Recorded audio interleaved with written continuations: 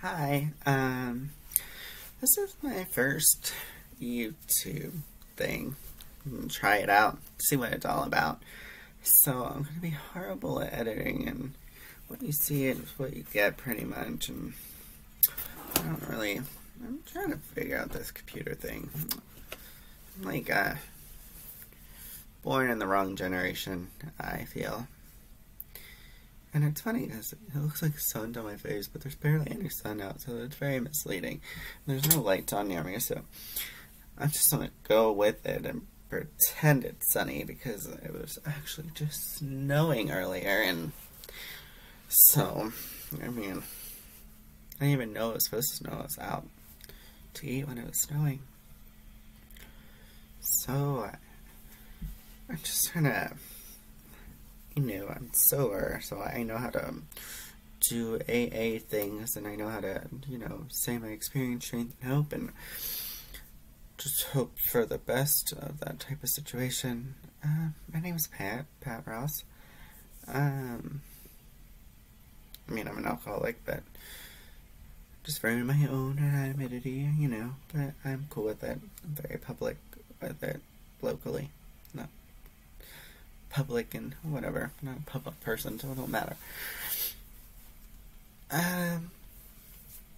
So let's start from the beginning, right? I was just thinking, I was trying to think of topics and trying to think of things to talk about, and sorry, I'm moving around. I'm a little nervous, and I don't even know why I'm speaking to myself, Maybe because I'm looking crazy.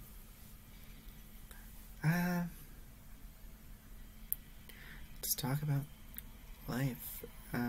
Turning 30, the big 3-0. Talk about where my life is and where I feel like I should be and I'm not. Maybe other people can relate.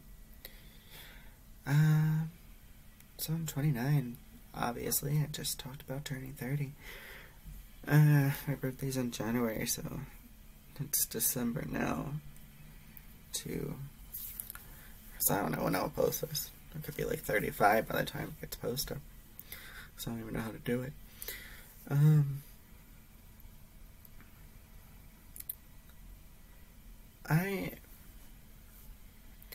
This is the biggest outgoing thing I've done. Talk about me. Jeez. Never do that. Oh. Just kidding. Anyone that knows me knows that's false. I talk about me all the time. So I'm 5'6", just kidding.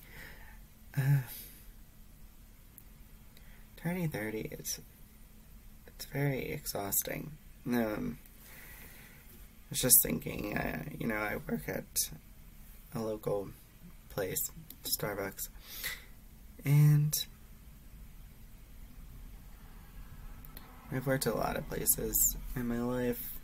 I realize they're all very public places, very corporate places. And never worked for a small mom or pop store, so I never. I feel like I never got the.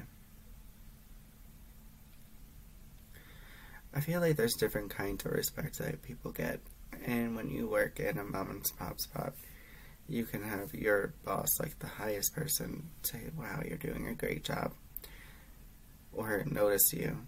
I don't even know who owns Starbucks. I know it was some guy named Howard, and now he stepped down, so I don't really even fully know. And I don't know who, owns Regal, or I know it's people in Tennessee. And Disney World. See, I worked at such huge corporate places that,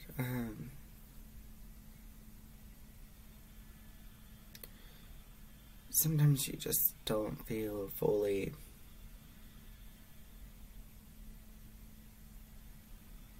acknowledged when you work at places like that, versus like a small place where they know you, Um,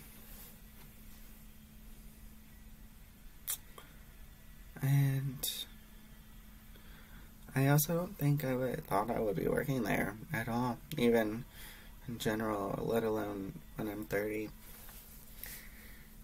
making whatever money, and I don't want to discuss that, I don't want to get fired, you know. But I didn't think my life would go in the way it went. I'm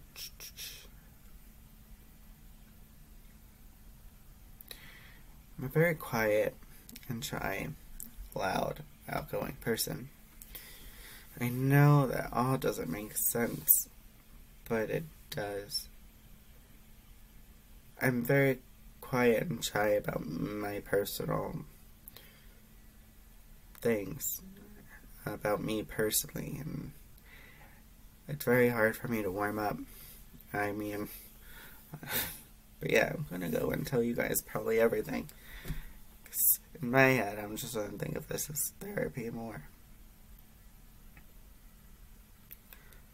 So it's difficult in the regards of turning 30, because it's just hard. Or, in my head, I thought I'd have my own talk show, like Ellen. Watch out! I mean, look, she's the background. I just love her. She's one of my biggest role models. I mean, her and Oprah, but and Joan Rivers. I mean, she's amazing. And just as a person, everything. Talk show host, and she did it all. To live her life for a minute would be a dream come true. So that's where I personally thought I was going in life. Instead, I'm not there yet. And, I can say yet, because I don't know what the future holds. Maybe this will go viral. I mean, I don't even know how to make things go viral, but it happens, right? So, my story, okay. Shy and quiet, but yet very loud and outgoing. When I'm tired, I'm louder than normal, which is weird. I'm very opposite than people think. It's strange. In my head, I felt really skinny this week, and then I'm taking this video of me, and I feel really fat. So, opposite thinking all the time. I mean, if I was a bit awake since 3:30, I opened at Starbucks this morning, and it's 2:30 now, and I don't know, I didn't take my nap.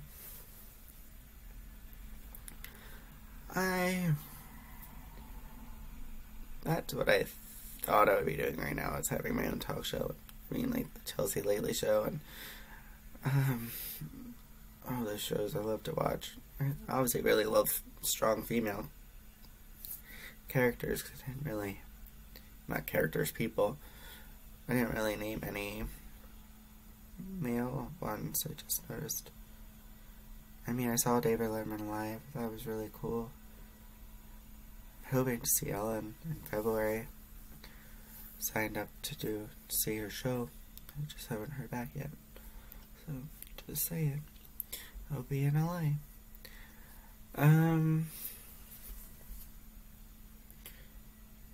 So, I always had panic attacks. Let's just go full-fledged right in it. Okay. This is what made me different.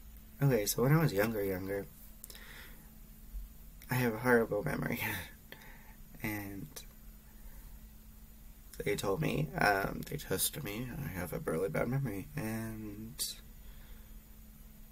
I could only,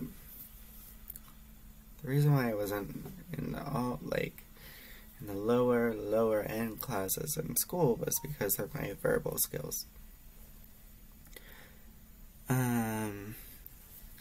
So that made me feel like talking and me going hand in hand. Because I just love to talk. But but I had a really bad memory.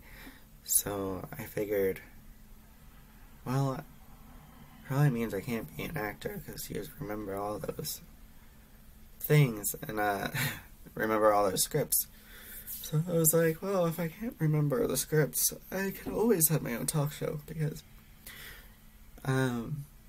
back in the day when I was really young, or if I was homesick, I would watch the Rosie O'Donnell show. I loved her. I thought she was so funny. And that's actually what really made me want to have my own talk show. Because Ellen, I was older when she got one. Then I looked up to her later. I looked up to Oprah, then Ellen. Really, always Joan was somewhere in that mix. And I thought, yeah, I would have my own talk show. Like, why not? So, it's what made me want that as a career.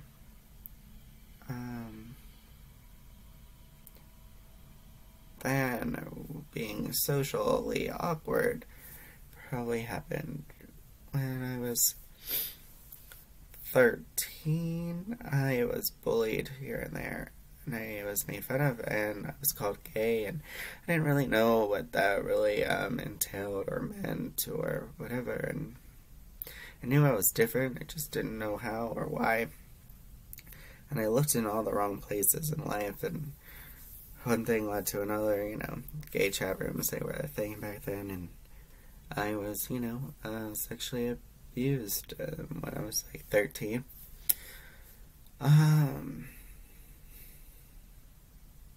Just that happened.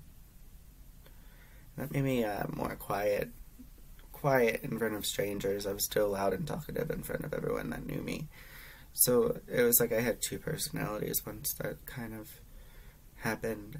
And then that's when my anxiety levels went through the roof of being in public places, really crowded ones, and then I kind of was like, well, I probably won't really have my own talk show, and I'd second guess putting myself out there because, I thought whoever did this to me would find me.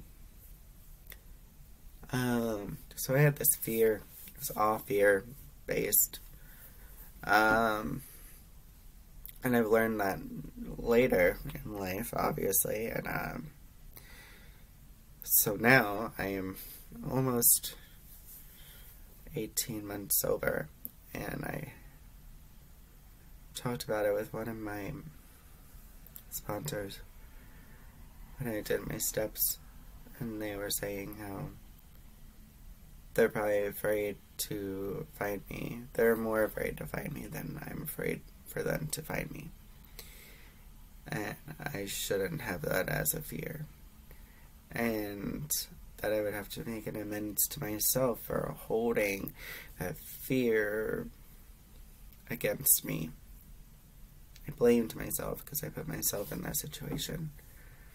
I was also 13, and the person was a lot older. The person was probably 30. Maybe that's why I'm afraid of turning 30.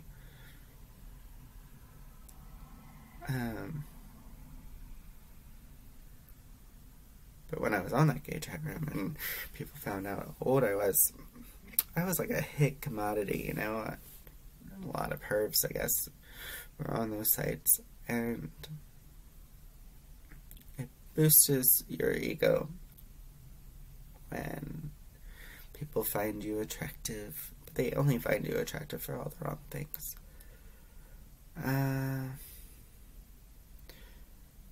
So when I actually became 18 and 19, I lost my cuteness, and my appeal, and then when I finally came out, it was very hard because then you had to be in the gay world. I feel like it's like the girl world where everyone's critical and your weight has to be so, such a certain way. You have to be a certain kind of gay, and I didn't really know what they all were, and I'm so bad. Like, I'm one of the world's worst gay people besides being it, ever. I realized, I'm just so bad at being it. I'm just I don't know. I wish there was like a rule book and I could just read it and, you know, it would just help my life so much easier. But I think because everything that happened to me in my past kind of closed the door on a lot in my future. So now I am almost 30, like I said at the beginning, and reaching this point in my life where I didn't really finish college. I went for communications, you know, 'cause that's what you had to do to get your own talk show. So it was always on my radar, something I wanted to do. It's one of those far-fetched dreams that people, like, say, oh, you know, when you're younger, like, I want to be the president, you know, and I just always wanted it. It never went away. I mean, now there's so many forums, like, technically I could just make my own up and be on YouTube like I'm doing right now, but right now I'm my own first guest. So that's nice, I guess. You have to start somewhere. So like I said earlier, though, that I'm 18 months sober. So sobriety came into my life. I think I was drinking at the people that did me harm, or at my life choices that I made. I was drinking at things. I was a blackout drinker. I thought that was normal. Apparently not. I've learned a lot of things in AA. And it was funny, when I went in, I was 27. I was like, well, if I go in now, I won't hit that 27 club, so that's good. You have to bring a little humor to everything. If I go in now, I can save myself those 10 to 15 years. That's what they always say. You don't have to hit bottom to be in there. You have to hit some form of bottom to make you realize that you need it, but not the bottoms everyone else hits. I hit more of an emotional bottom. I was just always scared. I lived a scared life. I would try new things. I would try to put myself out there. But my anxiety would just get to me. It was always so hard being okay. I mean, when those things happened to me when I was younger, it happened. And then I went to like a public place. I didn't tell anyone until like a year after. I told one friend, actually, when it happened. Called her, cried, told her about it. Told her not to tell anyone. She didn't until a year later. And then I went to like the baseball field and acted like everything was fine. I mean, I showered, but I was good at hiding what I was feeling, which is not good. I should let people in. I should tell people more. I had such fear. Because when he said, like when it happened, he was like, don't tell anyone, you know, and then threatened me. So I, you know, didn't tell anyone. So I did what I was told. So I was a good person. I use my humor. I don't know. People say I'm funny. I don't really find it, but I used humor to hide my pain from living life. But, you know, I really hoped. I know this sounds weird. I think wanting my own talk show really helped me to keep living. If that makes sense. Because, like, I just felt like every little obstacle I got put in, I was like, well, God would not put me in these things and survive them and not have anything. Like, I'm surviving these things to do something with it. You know? All these little life lessons that I'm learning, I figured I can use them and tell people,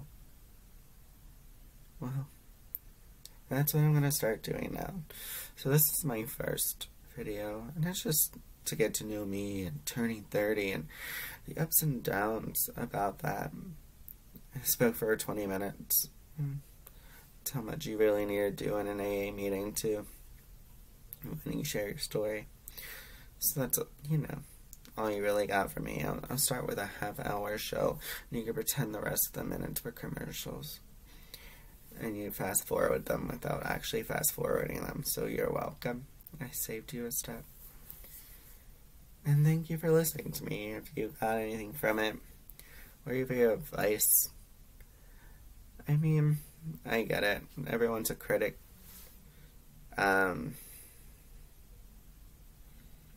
Just don't say anything too mean. Come on. We're all human, right? And have a nice day and just enjoy it and live life the best. Well, this is Pat Ross again. Bye.